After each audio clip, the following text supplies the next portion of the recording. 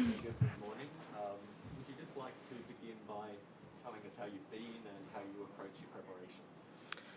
Well, that's like a really hard question to answer because it depends. I mean, I've been really good for the last few months. We were um, kind of resting from what happened in Paris and then preparing for the next season. So right now I feel like I'm ready, and actually I can't wait for the tournament to start. Okay, we'll go to questions in the room in English.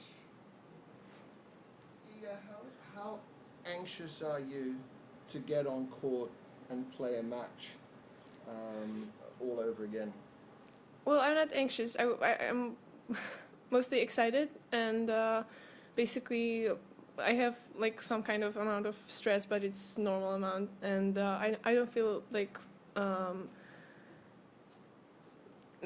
more pressure than before French Open. Actually, I'm more kind of confident that I can play good tennis, but it all depends on my preparation and on my attitude. So basically, I'm trying to keep my expectations low, even though I did a really good preseason, and I'm just waiting for the tournament to start. And actually, I've practiced for so long that mostly I'm excited and not anxious. How long did it take you to come down from that cloud after Roland Garros? I wouldn't say that I was in a crowd, but well, my life changed and I had many more obligations, and it was hard to rest after French Open, and I always need rest after a Grand Slam. It doesn't matter if I want it or not, but it's intense 2 weeks, and when we came back to Warsaw, it was even more intense. So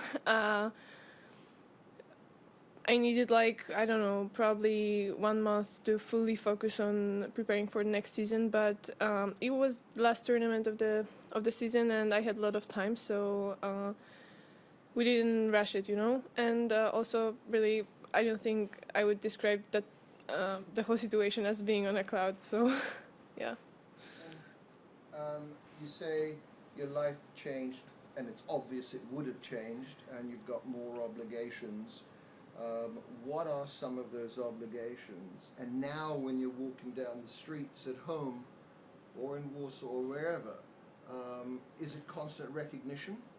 It isn't constant. Well, actually, a few days ago when we were walking, yesterday, because we went out of the quarantine 2 days ago, when we were walking for breakfast, one person he realized that I'm a tennis player and he wanted a photo, but he was from Poland. So usually when I get recognized, it's from people from Poland, even though I'm in a different place. And it isn't constant. It's like really, it's not bothering. It's really nice. And in Poland, it's more often, but I'm really happy about it. So it's not like a problem for me. And about the other obligations, well, obviously I have more media obligations, and right now I feel like there are more eyes on me, you know, so sometimes I have to just I don't know, change my planning or change my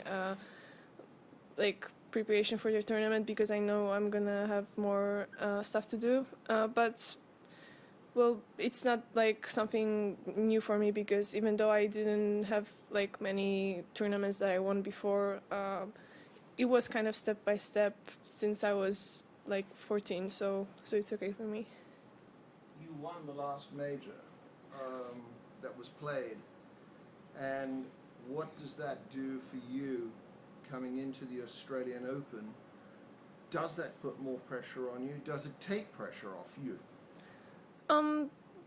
I wouldn't say it takes off pressure, and I wouldn't say I have more pressure. It's kind of like the same. It's constant. It only depends. It depends on how I approach these things. So I try to, as I said before, keep my expectations low and just keep doing what I did because it works. And yeah. Where's the trophy? Where have you got the French Open trophy sitting? It's in the same place as any other trophy. It's in my room in my house. I mean, not my house, my dad's house. Yeah, I mean, it's not really a special place. I don't have a museum with all my trophies, so yeah. Okay. Anything else in English? Okay, we'll switch to English on virtual. Reem from the National, please ask your question. Hi, Iga. Hi. Iga, I remember after the French Open, you said that you wanted to bring consistency because in the WTA sometimes that hasn't been easy to do. I'm wondering, is that a priority for you this season, or do you think it's a bit difficult to focus on that considering you haven't played in a long time, schedule's a bit different, it's not the typical season, you know? It is a priority, but it's kind of like long-term goal. So it's not that I want to be consistent right now because I know it takes like sometimes years to achieve that.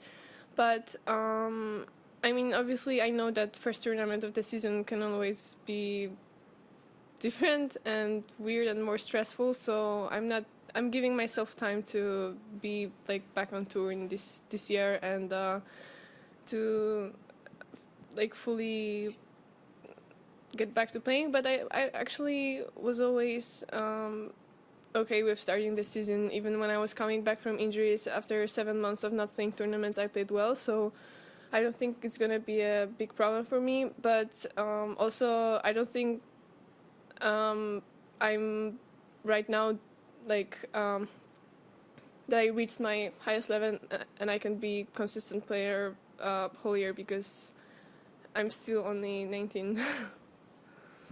You said that you obviously have a lot of new obligations and media attention and a lot of different things. I'm wondering, have you spoken to any player, past or present, or anyone who has been in this situation or given you any advice on how to handle this kind of stuff? Well, I didn't because I don't feel like it's a problem. It's obviously like different and it's more work, but I'm okay with it. And actually, after French Open, even my team was pretty surprised that I handled things in a good way and I did everything right. So it's not that kind of thing that I would ask for advice because it's okay. But actually, when I was practicing right now with Iga Swiatek, she gave me some advice, not in this matter, but like overall, and that was pretty nice because I feel like not many players are okay with like sharing this stuff to younger players, but that was really, really great, so I really appreciate that. Paul from The Independent, your question, please. Hi, Iga. Hi. I just wanted to ask, when you look back at the French Open and what you achieved there, do you think, was there any one thing that was a key to how you won there? Was there a change in your mentality, a change in your game, or what? Because a lot of us knew you were a very good player, but I don't think many people realised you were that good. I didn't realize that either. So basically, there was a huge change. Actually, right before the tournament, I had my own doubts, and I didn't know if I'm gonna be ready to play my best tennis. And French Open was always important for me. So, yeah, I changed my attitude because I remember that I kind of like cared too much before the tournament, and it was hard for me to just play and don't think about winning and just focusing on having fun on court and not all the expectations. So mainly the thing I changed was I bring back my expectations to be. I'm sorry, I haven't had press conference in a few months, so I tried to bring back my expectations to a lower level and just having fun on court, basically, because the beginning of clay season wasn't easy for me. And even though I was looking forward to it, and clay is my favorite surface, I lost in Rome in first round, and I wasn't like my confidence level wasn't on the highest one. So yeah, I tried to like actually not curb before the French Open. And do you think you can do the same again this year, this week, and at the Australian Open? Yeah, I mean, right now I'm more aware that even though it seems really weird not to care before a tournament, sometimes it's good because you can have this distance and you can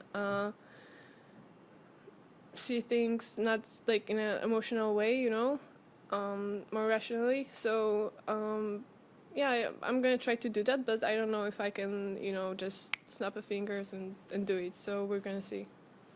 Okay, Courtney from the WTA. Next question, please.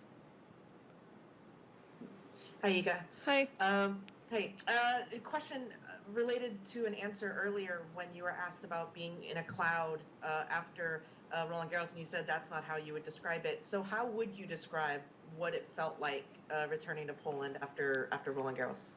Actually, it's like the opposite of being on a cloud, because I always thought that after winning a Grand Slam, I don't know, I'm gonna celebrate every day and just be happy about it. But it was like pretty hard, and I felt that maybe, and I felt that you it's hard to describe it. Like most of the players also need to prepare for the success, not only for the whole process of winning. So I feel like maybe I didn't prepare, but we didn't also have time, and nobody ever knew that I'm gonna win a Grand Slam being 19. So it was more of like hitting with the reality that winning a Grand Slam isn't like how to say it, like unusual experience. Is just like winning another tournament, and now comes more work and comes all the, you know, obligation and expectations. So yeah, it was opposite of being on a cloud. Okay, Fair enough. And then, good. thanks, Courtney. Last question online in English. Tumaini with The Guardian. When you're ready, please.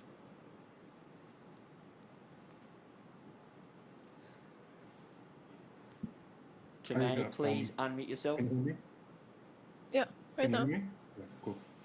Yeah, I saw a video of you with Robert Lewandowski when you came second in the Polish awards, and you kind of like high-fived your statues. I'm curious if can you hear me? Well, not really good. So Okay. can you speak louder or something like that? Sorry. Yeah, sure. I saw you with Robert Lewandowski, Oh, okay. you know, during the award show. What was it? What was that experience like when you came second in the awards, and did you share any words with him? Actually, we tried to, but during the break of the whole ceremony, when when we wanted to talk, like all the people suddenly came and they wanted to make a photo of us, so we didn't get a chance to like talk longer. But it was really nice, like meeting him. And also, even though I was second, and usually I don't like losing, I feel like he deserved it because well, his whole career is great, and he's like the most popular sports person in Poland. So I was pretty happy that I was second, and I just focused on that. And I was nervous of my speech, so the only thing I could think about besides just being excited was that if I can like do a speech properly, because I'm not like really good at it. On French Open, I wasn't really prepared, and right now I did the preparation, but I was improvising anyway. So yeah, I focused on that, but it was overall like amazing, and he's a good role model for other people. Thomas from the Daily Newspaper Sport. Your question, please.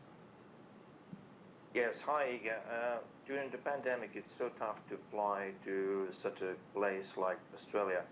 Can you tell us a few words? Was it comfortable for you? How to fly in, and how was your quarantine in Melbourne? It was comfortable. Well, obviously it's a long trip here. We were traveling for like I don't know, 40 hours, or maybe a little bit less. But I got used to that. I'm really glad that Australian Open and tournaments in Australia are first in the season, because you're not so tired of traveling and you can go there. And I just rested on the airplane.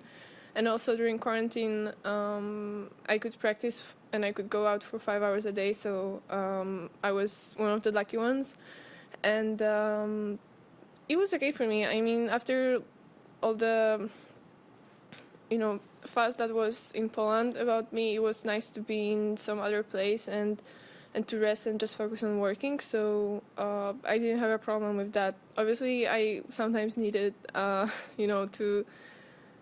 to go out and to breathe some fresh air, but I couldn't do that.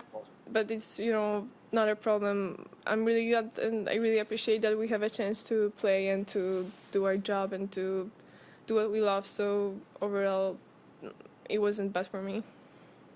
Thank you. Okay, thank you to all of you online. And Iga, thank you for your time. That Thank you. concludes our press conference.